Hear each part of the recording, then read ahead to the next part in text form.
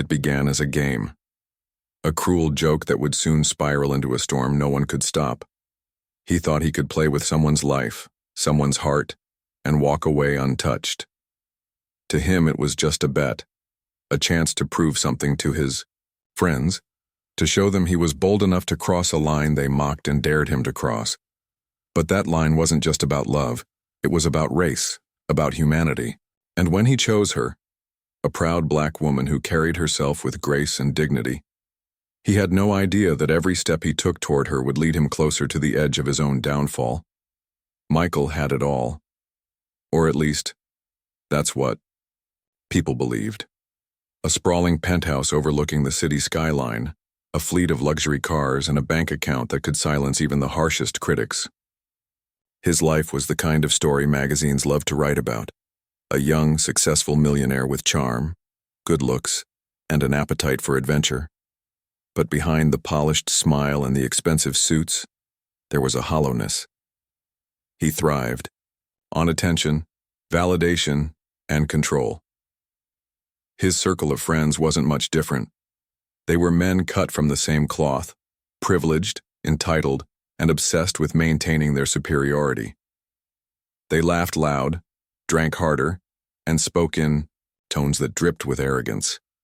Among their favorite pastimes was ridiculing those who didn't fit their mold of perfection, and nothing gave them more twisted joy than making bets, reckless, cruel wagers that turned real lives into nothing more than entertainment. It was during one of these nights that the idea was born. They sat in a private lounge, dimly lit, expensive liquor flowing like water, the air thick with cigar smoke and ego.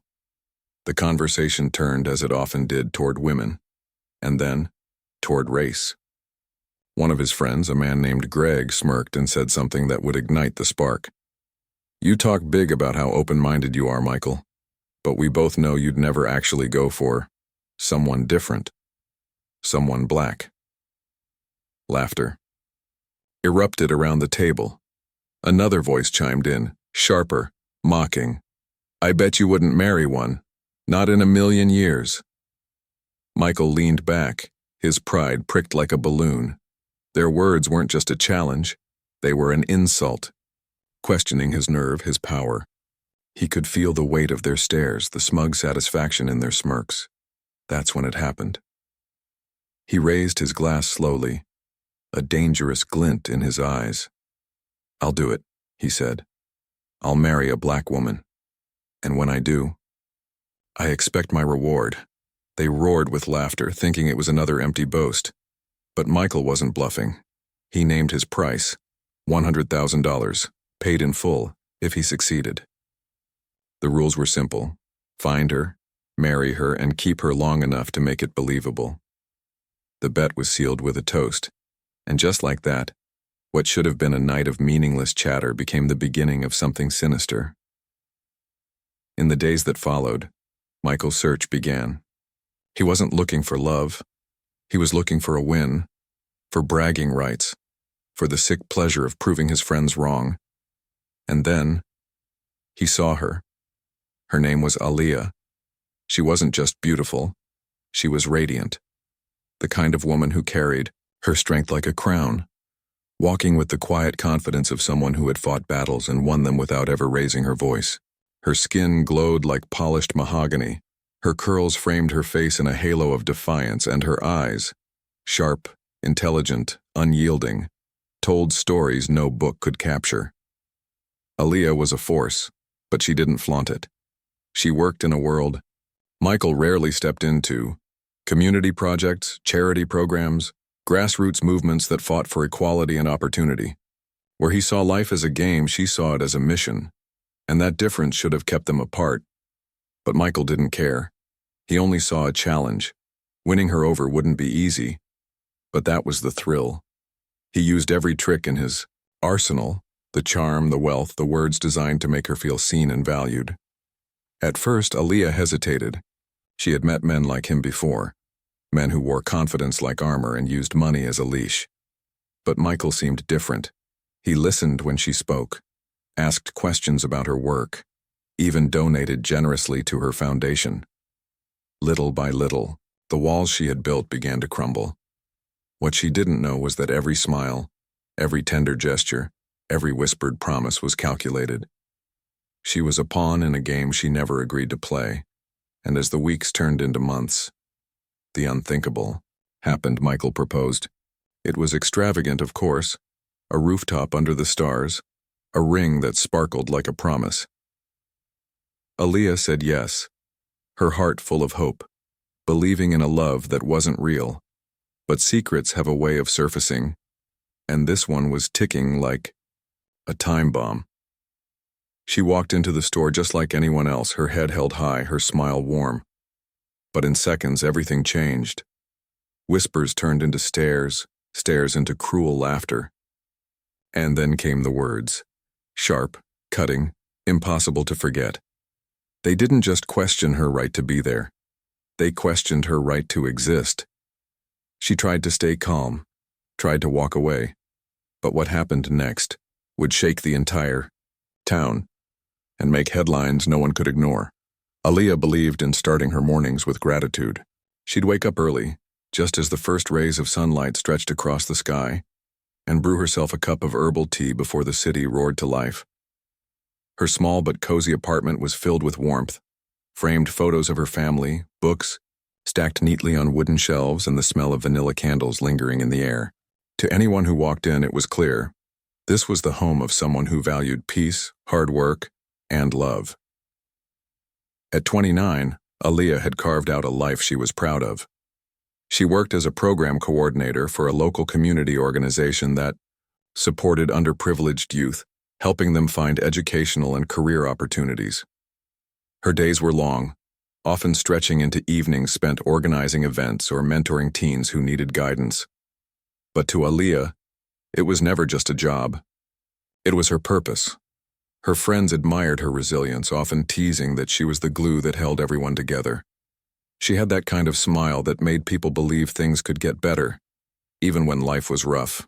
And she had needed that optimism because life had thrown its share of obstacles her way. Growing up in a working-class neighborhood, losing her father young, watching her mother fight to keep food on the table. But instead of letting hardship define her, Aaliyah had turned it into fuel. This particular Saturday morning felt like any other. She had errands to run, groceries, a stop at the post office, maybe even treating herself to a coffee from her favorite cafe. She slipped into her favorite yellow sundress, one that complemented the rich tone of her skin, and tied her curls into a loose bun. Before leaving, she glanced at the photo on her nightstand, her mother's smile beaming back at her. "Make today count," she whispered under her breath. Outside, the air was warm, carrying the hum of weekend life. Kids riding bikes, neighbors chatting over fences, the scent of freshly cut grass. Aaliyah smiled as she walked toward her car, greeting Mr. Harris, the elderly man from 2 doors down who waved from his porch. It was the kind of neighborhood where people knew each other, or at least pretended to. But even in the warmth of familiarity, Aaliyah knew the unspoken truth. Not everyone welcomed her presence. Over the years, she had grown used to the subtle glances, the microaggressions disguised as compliments, the occasional joke that wasn't funny. It wasn't constant, but it was enough to remind her that no matter how kind, accomplished, or law-abiding she was, some people would always see her through a single lens, the color of her skin. She had learned to let it roll off her back. For the most part, she had goals to chase, lives to impact, and no time to dwell on ignorance. But what she didn't know that morning was that the line between subtle prejudice and outright hatred was about to shatter, in the most public, humiliating way possible. As she drove toward the upscale shopping district, her mind was on nothing more than picking up a few essentials and maybe a small gift for her goddaughter's birthday. She hummed softly along to the music playing through her speakers, unaware that her next stop would ignite a firestorm she could never have imagined. Because just beyond those glass doors, waiting in polished floors and designer aisles, was someone who didn't see Aaliyah as a hardworking woman, a daughter, or a human being with dreams. To them, she was an intruder, someone who didn't belong, and they were about to make sure she never forgot it. The store's automatic doors slid open with a soft whoosh, releasing a wave of cool, conditioned air that kissed Aaliyah's skin as she stepped inside. The bright lights overhead reflected off spotless tiles, and the faint hum of soft instrumental music floated through the air. Everything about the place screamed luxury: gleaming glass displays, perfumes arranged like art pieces, sales associates in crisp uniforms. Aaliyah had been here before, though not often. It wasn't her usual shopping spot, but today she wanted to treat herself. She'd been working hard, saving, pouring herself into her community projects without ever pausing to indulge in something just for her. A new handbag, maybe, or a pair of shoes that would make her feel like the powerful woman she was. She walked with quiet confidence, her sundress flowing with every step, her head held high. But she felt it, the shift. It was almost imperceptible at first, like a ripple under still water. The cashier's smile faltered when their eyes met. A man near the entrance gave her a long, lingering look before turning away too quickly. Aaliyah ignored it, forcing a polite smile as she made her way toward the display of handbags she'd been eyeing online. She reached for a sleek black leather tote, running her fingers over the fine stitching. That's when she heard it, a voice sharp and dripping with disdain. "Can I help you with something?" She turned, startled. The sales associate stood barely a foot away, arms crossed, eyes sweeping over Aaliyah from head to toe like she was scanning for evidence of belonging. Aaliyah smiled politely. "Just looking, thank you." But the woman didn't leave. Her gaze hardened, voice low enough to sound professional, yet laced with suspicion. "These bags are quite expensive. Maybe you'd prefer something in our clearance section?" Aaliyah's chest tightened. She blinked slowly, forcing composure. She'd heard comments like this before, always sugar-coated, always couched in faux concern. She let out a small laugh, controlled and calm. "I'm fine here. Thank you." The associate hesitated, clearly dissatisfied, before stepping back. But Aaliyah could feel her eyes still watching, like a hawk circling overhead.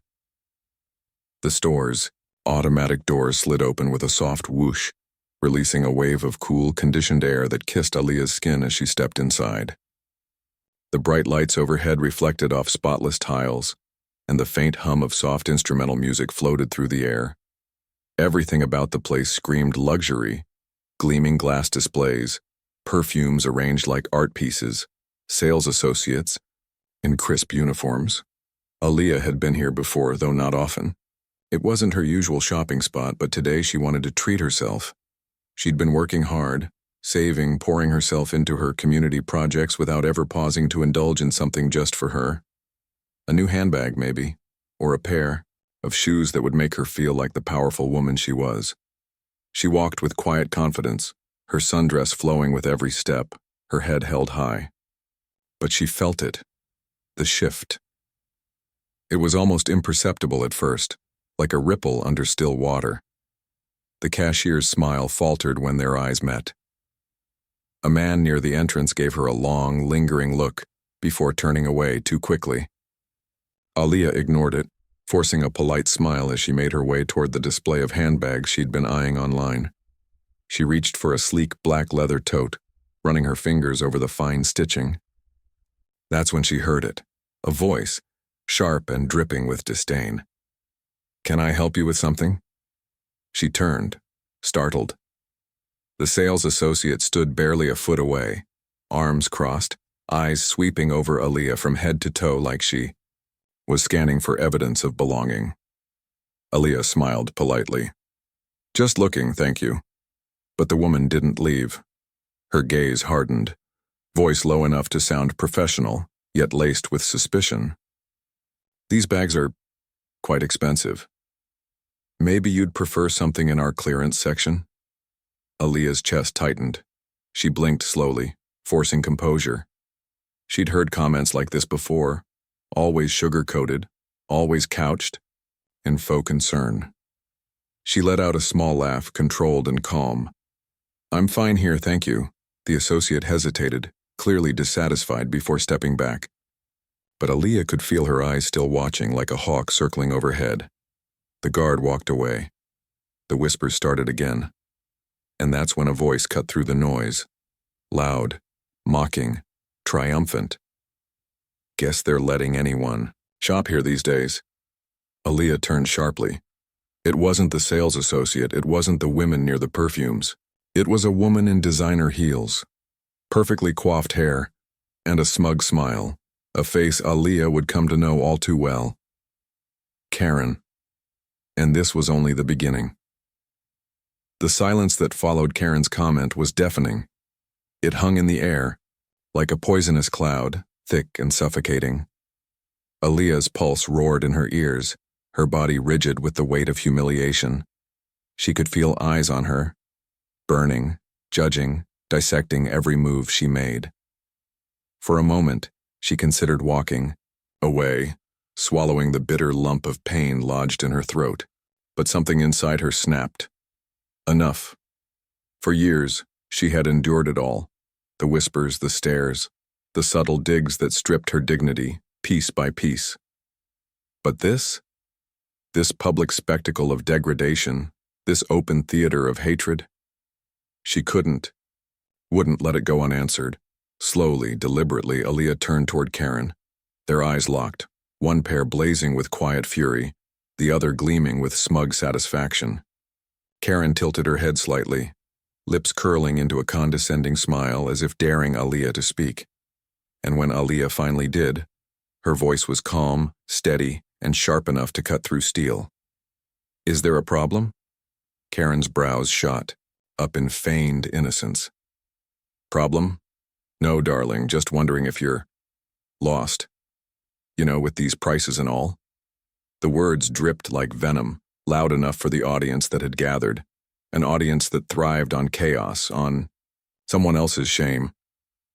Aaliyah could feel her hands trembling, not from fear but from a tidal wave of rage threatening to consume her. She took a breath, her chest rising and falling like the tide before a storm. And then, without another word, she reached into her purse, pulled out her phone, and hit the record button. If they wanted a show, she would give them one. Say that. Again, she said softly, stepping closer to Karen. I want to make sure I heard you right. Karen laughed, a brittle sound that cracked in the tense silence. Oh, don't be so sensitive. It was just a joke. Can't you people take a joke? You people. The phrase sliced through Aaliyah like a blade. She repeated it slowly, her voice trembling with a controlled fury. You people. The murmurs around them swelled. Phones were out now, not just hers. Strangers were capturing every second, their cameras documenting the ugliness Karen thought she could disguise as humor. But Karen wasn't backing down. If anything, emboldened by the audience, she pushed harder. Oh, come on. Don't act like it's not true. You're all the same. Loud, entitled, always playing the victim. Gasps rippled through the crowd. Even the sales associate, who had stood frozen until now, shifted uncomfortably. But no one stepped in. Not yet. Aaliyah felt something inside, her harden. This wasn't about her anymore. This was about every insult swallowed in silence, every indignity endured because speaking out meant risking more pain. This was about every black woman who had ever been told to stay quiet, to smile through the storm. She lifted her chin, eyes blazing with defiance. You think this is funny? You think you can humiliate me, degrade me, and walk away? Karen smirked, rolling her eyes. Please, no one cares what you think. But Karen was wrong, because people cared now. The room was a sea of cameras, lenses fixed like spotlights on the theater of cruelty she had created. And in that moment, Aaliyah made sure the script flipped.